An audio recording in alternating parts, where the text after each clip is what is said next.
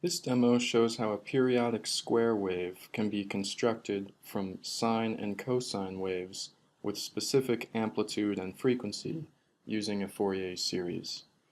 Each term in the Fourier series is plotted individually in the top plot.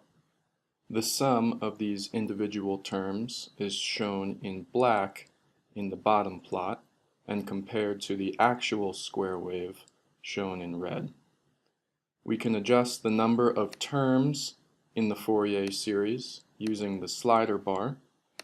The more terms in our Fourier series, the closer it becomes to the actual square wave. The Fourier series will be exact in the limit where the number of terms is infinity.